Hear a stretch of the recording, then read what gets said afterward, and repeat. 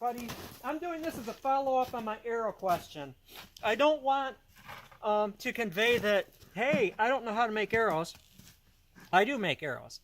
The question was regarding a company, a business, a person who does basically just arrows. So if I get a customer that buys one of my bows and is requesting a source for arrows, I can just point them there.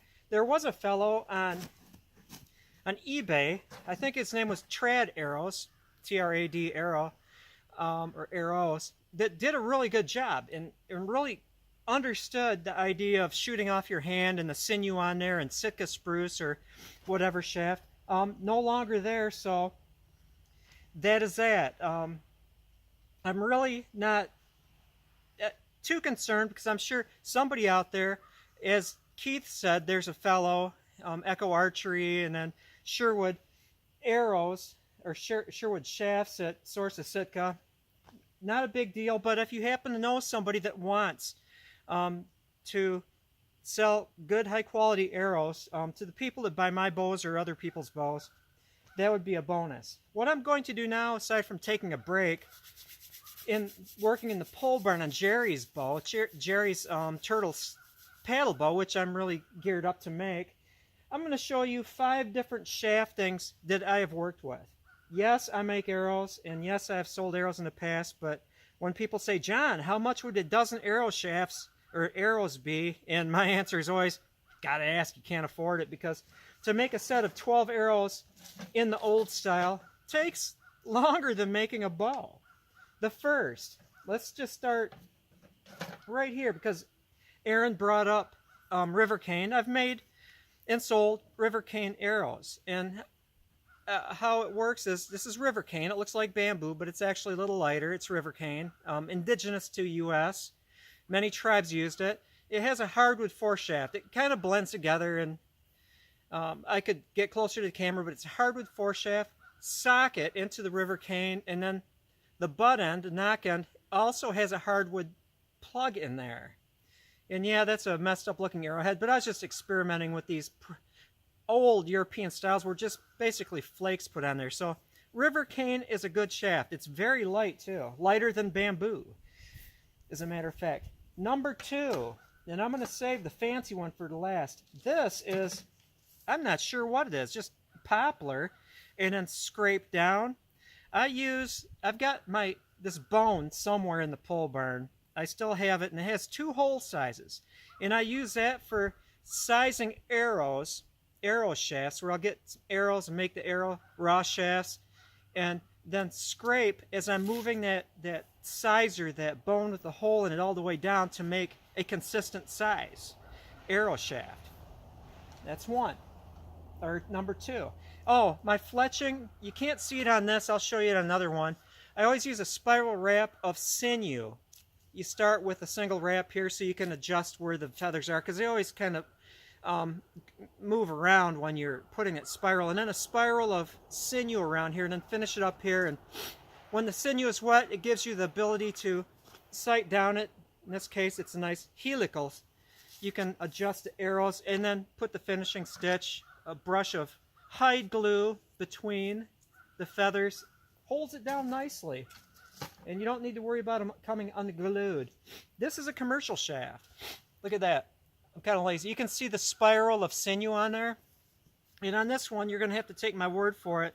I used leg tendons and not backstrap. If I used backstrap, I could do just one fiber all the way around, but with leg tendons, I had to tie. And I adjust the knots so they're right against the fletching. That's actually pretty tricky. This is a commercial Sitka spruce shaft that you've seen me shoot this arrow on the beach in the winter, hitting ice when it lands with great force, hitting rocks, and look at this, it's still intact. Sitka spruce is mighty, nice and straight. You know, it's been abused, it's bounced off of trees, it's been to hell and back, and it's still intact. The next one is the pasty resistance. This is, look at, that's basically pretty straight, and it's been sitting in the pole barn for years, and I made it 28 years ago. Dogwood shaft, and I'll talk about the grooves. You can see the moth-eaten fletching, but you can also see where the spiral is on that. Now, I went so far as to make a pinch grip nock there. And so, I went out and I lived in an area where there was a lot of red osier. It was no problem. I love red osier. It's heavy, but it's tougher than I'll get out. And went out kind of the same size, bundle them in 7ths because it makes a nice tight bundle, let it dry a bit. And then I took that bone with a hole in it again, and from front to back, all 12, scraping it down and sizing it with that bone, which also burnishes it, to a point, made a set of 12 very well matched arrows. Can you see these grooves in here? When I did my final straightening, heat hardening, and then burnishing, this is very shiny and slick. I had a bone, and I put a semicircle in the bone, and there was a spur of bone sticking down, like a nail. You could take a piece of wood and put like a V-notch running the length of it, and then a nail in there. Does the same thing, and ground 3 grooves into there. And the main reason why I think this is done, which this is demonstrating it, how straight this is after all those years, is when you do your final heat treating and you've got that groove, 3 grooves running down this thing. Sometimes they were kind of lightning shaped. They act like spines. It does something with the heat, which makes the arrows stay straight. It's very, very nice. I went to a museum one time and the woman was saying, oh, they did that so the blood would run out. And it's like, no. They did it to keep the arrow straight.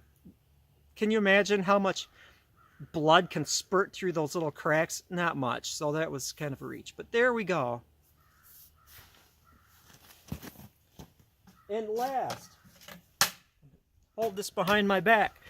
This is actually, you would think it's a modern type of arrow, but it's very ancient. There was an old artifact, a footed shaft. This is walnut, this is birch, and I actually have a harder wood plug in here. Yeah, I was kind of obsessive on this arrow. And so, heck, that could be bone or antler. I could have really gone crazy on it. But anyway, I've got a set of these, and I'm redoing them so they will be barrel shaped. I'm going to taper it to the end, and then it's going to taper towards the tip. But you notice there's a fish mouth joint in this walnut, in this chisel point birch plugs into it. And you might say, gosh, that is a puzzle. How could people using stone tools make that fish mouth for that walnut? There's a trick. You make the shaft and grind a chisel point into it, which is not hard because it's just, shaping it. Nice even, nice straight chisel point. And you take your second piece, which was split. It's important that this was split from whatever harder wood than this is. And all you do a rough shaping of it. Soak the end. You want this to be really pliable. Wrap sinew right at the end of where you want it to split. Split it, get the split started, and then all you do is you jam this, drive it in there, and it separates that. And then when the glue dries, you remove your sinew because it's going to stay together now, and just scraping it or sanding it or whatever you do, I sand, you just sand it so those flanges that went up are nice and even on there. That is a footed shaft. And I sold some of these things too. But again, I'm not into making arrows for sale. I need to sit down when I'm not making bows anymore. Yeah, that's antler. Boy, I went all out on these things. It's just too time consuming, to make them for sale. I'd rather make bows. And so that is why I asked. That is all. Thank you for watching. It's back into the pole barn to continue working on the Turtle Bow Day Jerry. Oh, last bit. I listened to the radio in there, and it's funny. Winter storm warning. In northern Michigan, or if you're in Minnesota, they might as well just give the storm warning in November and say there's a possibility for winter storms because it's winter until April. That's my view.